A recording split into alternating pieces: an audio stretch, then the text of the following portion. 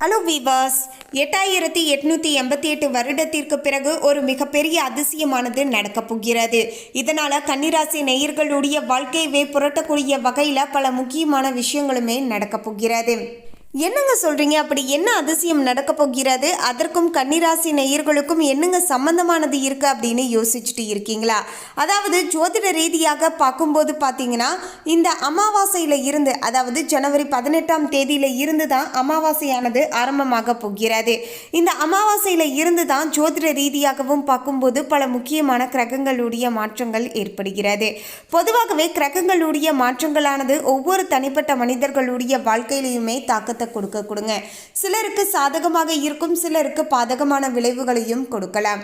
அந்த வகையில தான் கன்னிராசி நேயர்களுக்கு இந்த அமாவாசைக்கு பிறகு நிலைமையானது எப்படி அமைஞ்சிருக்கு, என்னென்ன செய்யணும், என்னவெல்லாம் செய்யவே கூடாது அப்படிங்கிற எல்லா விஷயத்தையுமே நம்ம தெளிவாக முன்கூட்டியே தெரிஞ்சுக்கிட்டு இனி வரப்போகின்ற நாட்கள் நம்ம அதற்கு தகுந்தாற் போல செயல்பட வேண்டிய காலகட்டத்தில் இருக்கின்றோம்.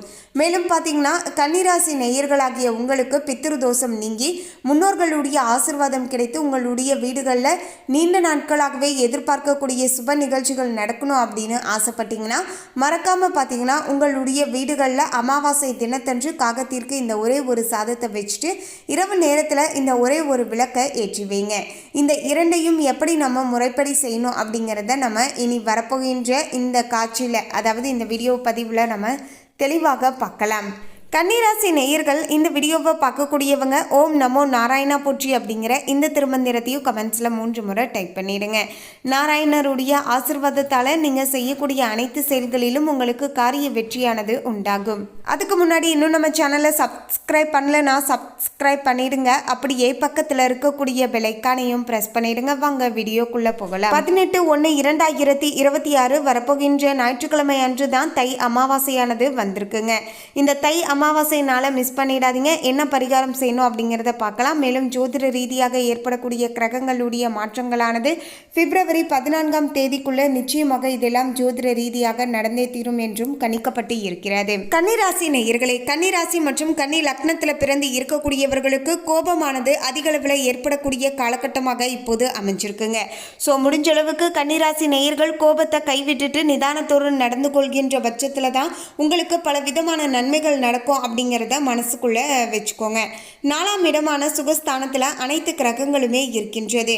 இதனால வேலை பலுவானது கொஞ்சம் ஜாஸ்தியாகத்தான் இருக்கக்கூடும் என்பதால கொஞ்சம் பார்த்து நடந்துக்கோங்க. எது செய்வதாக இருந்தாலுமே ஒன்றுக்கு பல முறை யோசித்து பார்த்து நிதானமாக செய்ய வேண்டியது மிக மிக அவசியங்க. மேலதிகாரிகள் உங்களையே குறிவைத்து வேலையை கொடுப்பது போன்ற சூழலானது ஏற்படலாம். வேலை செய்யக்கூடிய இடத்துல உங்களுக்கும் உங்களுடைய மேலதிகாரிகளுக்கும் இடையே பார்த்தீங்கன்னா சின்ன சின்ன அதிருப்தியானது ஏற்படுவது போல இருக்க கொடுங்க. இருந்தாலுமே உங்கள் சைடில் இருந்து உங்களுக்கு கொடுக்கக்கூடிய வேலையை நீங்கள் கரெக்டாக செஞ்சு முடிக்கிறீங்க அப்படிங்கிற பட்சத்தில் நிச்சயமாக இந்த நிலைமைகள் அனைத்துமே மாற ஆரம்பிக்குங்க. 3 மற்றும் 8க்கு உரிய செவ்வாய் பகவான் 5ஆம் இடத்துக்கு ஜனவரி 15ஆம் தேதிக்கு பிறகு பார்த்தீங்கன்னா செல்ல போகிறார், அதாவது சென்று இருந்தார். ஸோ இதெல்லாமே பார்த்தீங்கன்னா 5ஆம் இடம் என்பது சொத்து, குழந்தைகள் தொடர்பான விஷயங்களில் மிகுந்த கவனமாக இருக்க வேண்டிய காலகட்டமாகவே அமைஞ்சிருக்குங்க. குழந்தைகள் தொடர்பான விஷயங்களில் கூடுதல் பொறுப்புடன் குழந்தைகளை பார்த்து கொள்ள வேண்டியது அவசியங்க. அதே சமயம் பார்த்தீங்கன்னா குழந்தை பாக்கியத்திற்காக காத்து இருக்கக்கூடியவர்களுக்கு பார்த்தீங்கன்னா இனி வரப்போகின்ற நாட்கள்லையும் கொஞ்சம் பொறுமையோடு இருந்தீங்கன்னா எல்லா விதமான நன்மைகளுமே உங்களுடைய வாழ்க்கையில் நடக்க ஆரம்பிக்குங்க. மேலும் குழந்தைகள் குடும்பத்தினர் விஷயங்களில் இணக்கமாக செல்ல வேண்டியது அவசியங்க. பல இடங்களில் கோபப்பட்டு சில வார்த்தைகளை விடாமல் அந்த இடத்துல நிதானமாக நின்று யோசித்து பார்த்து ஒரு முடிவை எடுங்க. அது இன்னுமே நல்லதாக இருக்க கொடுங்க.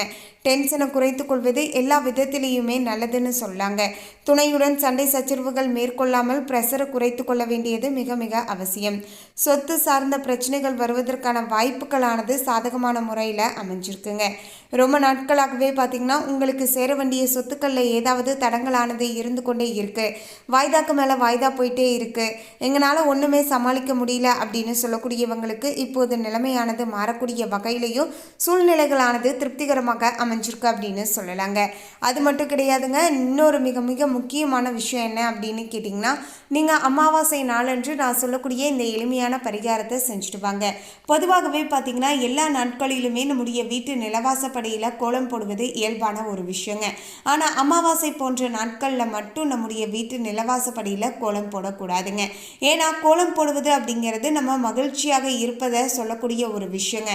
அதனால தான் பார்த்திங்கன்னா அவங்கள பிரிந்து, அதாவது நம்முடைய உறவினர்களை பிரிந்து நம்ம மனம் வருந்தக்கூடிய இந்த நேர காலத்தில் நம்ம பார்த்திங்கன்னா நம்முடைய வீட்டு வாசப்படியில் நம்ம கோலம் போடும்போது அவங்க நம்முடைய வீடு தேடி வருவார்கள். அப்படி வரக்கூடியவங்க பார்த்திங்கன்னா நம்மளை அவங்க எந்தவித பூஜையுமே செய்யலை அப்படின்னு நினச்சி அவங்களுடைய மனமானது நொந்து போயிருங்க.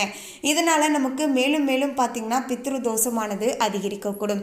ஸோ இதெல்லாம் நடக்கக்கூடாது அப்படின்னு நினச்சிங்கன்னா மறக்காமல் பார்த்திங்கன்னா இந்த விஷயங்களை, அதாவது கண்டிப்பாக பார்த்திங்கன்னா அன்றைய தினத்தில் காகத்திற்கு கருப்பு எள்ளு கலந்த சாதத்தை வச்சுட்டு வாங்க.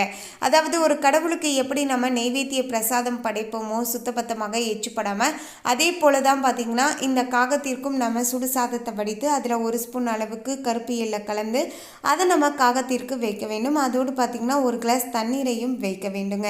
இப்படி நம்ம செய்யும்போது நம்முடைய முன்னோர்கள் பார்த்திங்கன்னா காகத்தின் ரூபத்தில் நம்முடைய வீடு தேடி வருவதாக ஐதீகங்க. ஸோ அப்படி வரக்கூடிய நம்முடைய முன்னோர்களுக்கு பார்த்திங்கன்னா பசியையும் தாகத்தையும் போக்க வேண்டியது நம்முடைய கடமை இல்லையா? அதற்காக தான் பார்த்திங்கன்னா இப்படி ஒரு எளிமையான வழிபாட்டை பார்த்திங்கன்னா நம்ம செஞ்சுட்டு இருக்கோம் அப்படின்னு சொல்லலாங்க. அதனைத் தொடர்ந்து இரவு நேரத்தில் பார்த்திங்கன்னா நம்ம ஒரே ஒரு தீபத்தை ஏற்றி வைக்க போகிறோம். பொதுவாகவே வீடுகளில் தீபம் ஏற்றுவது ரொம்பவே சிறப்பு. அதுலேயுமே பார்த்திங்கன்னா நிலவாசப்படியில் ஏற்றுவது இன்னுமே அதீதமான நற்பலன்களை கொடுங்க. மேலும் பார்த்திங்கன்னா இந்த நாளில் பார்த்திங்கன்னா நம்ம ஏற்றக்கூடிய தீபமானது நம்முடைய முன்னோர்களுக்கான தீபம் அப்படின்னு சொல்லலாங்க. அதாவது பார்த்திங்கன்னா நம்முடைய இறந்து போன முன்னோர்கள் அவங்களுடைய யமலோகத்தில் இருந்து நம்மளை பார்ப்பதற்காக பூலோகம் வந்திருக்காங்க இல்லையா?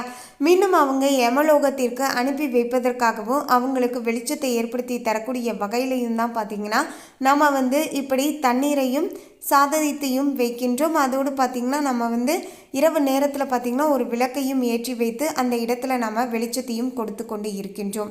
இதனால் நம்முடைய முன்னோர்கள் பார்த்திங்கன்னா எந்தவித இதுவும் இல்லாமல் நல்லபடியாக நம்மளை ஆசீர்வாதம் செய்வாங்க. இப்படி ஆசீர்வாதம் செய்வதால் நம்ம நினச்சது எல்லாமே நமக்கு நடக்க கொடுங்க. இதில் இன்னொரு மிக முக்கியமான விஷயம் என்னென்னு கேட்டிங்கன்னா, உங்களுக்கு சனினால் ஏற்படக்கூடிய கெடுபலன்களுமே குறைஞ்சிருங்க.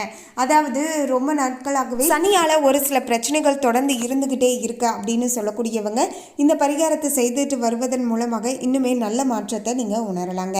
காரணம் என்னன்னா, சனி பகவானுடைய வாகனமாக இருப்பது காக்கைங்க. அவருக்கு உரிய தானியம் அப்படின்னு எடுத்துக்கும் போது கருப்பு எள்ளு. ஸோ இதை இரண்டையுமே நம்ம காகத்திற்கு கொடுத்துட்டு வரும்போது பாவங்கள் குறைந்து தன்னால் நன்மைகள் நடக்க கொடுங்க. பாவங்கள் குறைந்து விட்டாலேயே பார்த்திங்கன்னா நம்முடைய வாழ்க்கையில் அனைத்து விதமான துன்பங்களுமே தீர ஆரம்பித்து விடும் அப்படின்னு சொல்லலாம். ஸோ இப்படி ஏகப்பட்ட நன்மைகளானது நடக்கக்கூடிய வகையில் இந்த சூழலானது அமைஞ்சிருக்குங்க. மேலும் இந்த ஒரு நல்ல வாய்ப்பை கை நழுவ விட்டுறாதீங்க. சரியாக பயன்படுத்திக்கோங்க. நல்ல மாற்றங்களானது ஏற்பட ஆரம்பிக்கும். மேலும் பார்த்திங்கன்னா ஜோதிட ரீதியாக பார்க்கும்போது கன்னிராசி நேயர்களுக்கு சொத்துக்கள் தொடர்பான ஆவணங்களை படித்து பார்த்து விட்டு வாங்குவது எல்லா விதத்திலையுமே நல்லதுங்க. எந்தவித ப்ராப்பர்ட்டி வாங்குவதாக இருந்தாலுமே 1க்கு 2 முறை யோசித்து பார்த்து நிதானமாக செய்வது எல்லா விதத்திலையுமே நல்லதுங்க. நண்பர்களால் பார்த்திங்கன்னா பிரச்சனைகள் வருவதற்கான சூழல் இருக்குது என்பதால் கொஞ்சம் பார்த்து நடந்துக்கோங்க. 1 மற்றும் 10க்கு உடையவர் 5ஆம் இடத்துக்கு செல்ல போகிறார். தொழிலில் நல்ல ஒரு முன்னேற்றமானது கிடைக்க போகிறது. நல்ல நல்ல யோகங்களானது கிடைக்கக்கூடிய வகையிலேயும் சூழலானது அமைஞ்சிருக்குங்க. பெரிய விஷயங்களை கூட பார்த்திங்கன்னா மிக எளிமையாக பார்த்திங்கன்னா செய்து முடிக்கக்கூடிய அளவுக்கு யோகமானது அமைஞ்சிருக்குங்க. மேலும் அடுத்த கட்டத்தை நோக்கி செல்ல தொடங்குவீர்கள் அப்படின்னு சொல்லலாம். மேலும் வேலை போகக்கூடிய வாய்ப்பு ஏற்படக்கூடும் என்பதால் முடிஞ்ச அளவுக்கு பார்த்திங்கன்னா கொஞ்சம் பார்த்து நடந்துக்கோங்க. வேலை விஷயங்களில் ரொம்ப ரொம்ப ஜாக்கிரதையாக கன்னிராசி நேயர்கள் இருக்க வேண்டியது அவசியங்க. அதே போல் பார்த்திங்கன்னா ஒரு கம்பெனியில் இருந்து கொண்டே இன்னொரு கம்பெனிக்கு இன்டர்வியூ அட்டன் பண்ணலாங்க. இருந்தாலுமே பார்த்திங்கன்னா ஒரு சில ஜாப் இப்போது நீங்கள் போயிட்டுருக்கீங்க, அதை நம்ம முற்றிலுமாக அதிலிருந்து நம்ம வெளியே வந்துட்டு நம்ம புதுசாக ஒரு ஜாபை தேடிட்டு அதன் பிறகு வேலைக்கு போகலாம் அப்படின்னு யோசிக்க வேண்டாங்க. ஒரு ஜாபில் இருக்கும்போதே இன்னொரு ஜாப் வேணும் அப்படின்னா நீங்கள் யோசித்து அதுக்கான தேடுதலில் நீங்கள் ஈடுபடலாங்க. அதை விட்டுட்டு வேலையவே விட்டுட்டு வீட்டில் சும்மா உட்காந்துட்டு நீங்கள் வேலை தேடும்போது உங்களுடைய நேரம் பார்த்திங்கன்னா கொஞ்சம் வேலை கிடைப்பதில் ரொம்பவே சிரமங்கள் ஏற்படுவதற்கான வாய்ப்புகள் இருக்குங்க. ஸோ இது மாதிரி சில விஷயங்கள் பண்ணிடாதீங்க. மேலும் கன்னிராசினருக்கு 7ஆம் இடத்துல சனி பகவான் இருப்பதால் காதலானது கண்டிப்பாக மலரக்கூடிய வகையிலையும் சூழலானது இருக்க போகிறது. ரொம்ப நாட்களாகவே ஒன் சைடாக லவ் பண்ணிட்டு இருக்கக்கூடியவங்க இப்போது டபுள் சைடாக லவ் மாறுவதற்கான வாய்ப்புகள் இருக்குங்க. செவ்வாய் உச்சமாக இருப்பதால் திருமண யோகமானது தடைப்படுவதால் காதல் செய்வதை இப்போது தவிர்த்து கொள்வதுமே நல்லது. பிப்ரவரி மாதத்திற்கு பிறகு காதலிப்பது மிகவும் சிறப்பான பலன்களை உங்களுக்கு கொடுக்கக்கூடிய வகையில் அமையும் அப்படின்னு சொல்லலாங்க. மொத்தத்தில் கன்னிராசி நேயர்களுக்கு இனி வரப்போகின்ற நாட்கள் கொஞ்சம் சவாலாகத்தான் இருக்க போகுது என்பதன் காரணத்தால் கொஞ்சம் நீங்கள் பார்த்து தாங்க நடந்துக்கணும். மேலும் சூரியனானது மகர ராசியில் வரக்கூடிய மாதத்தையே நம்ம தை மாதம் அப்படின்னு சொல்கிறோங்க. இதனால தான் தை மாதம் மகர மாதம் என்றும் அழைக்கப்படுகிறது. சூரியனுடைய தேர்ப்பாதை தெற்கு திசையில் இருந்து வடக்கு திசைக்கு மாறக்கூடிய மாதமே மகர மாதம் அப்படின்னு சொல்லுவாங்க. தை மாதம் பிறந்தால் வழி பிறக்கும் என்று பலர் காத்து கொண்டு இருப்பார்கள். மகாபாரதத்தின் பீதா மகனாக பீஷ்மர் இந்த தை மாதத்துக்காகவே அம்பு படுக்கையில் தன்னுடைய உயிர் போவதற்காக காத்து கொண்டு இருந்தார் அப்படின்னு பல விஷயங்களானது பார்த்திங்கன்னா காத்து கொண்டு இருப்பாராம். அந்த அளவுக்கு பார்த்திங்கன்னா புனிதமான மாதம் அப்படின்னா அது இந்த தை மாதம் அப்படின்னு சொல்லலாங்க. சூரியன் வழிபாட்டுக்கு மிக மிக உகந்த மாதமாகவும் இந்த தை மாதம் அமைஞ்சிருக்குங்க. மேலும் பார்த்திங்கன்னா சூரியனை வழிபடக்கூடிய பண்டிகையே இந்த பொங்கல் பண்டிகை அப்படின்னு சொல்லலாம். மேலும் இந்த தகவலை பற்றிய உங்களுடைய கருத்தை கமெண்ட்ல பதிவு பண்ணுங்க. இந்த தகவல் உங்களுக்கு பிடிச்சிருந்தா லைக் பண்ணுங்க, ஷேர் பண்ணுங்க. இது போன்ற சுவாரஸ்யமான தகவலை தெரிந்து கொள்ள சேனலை சப்ஸ்கிரைப் பண்ணிடுங்க. தேங்க்யூ.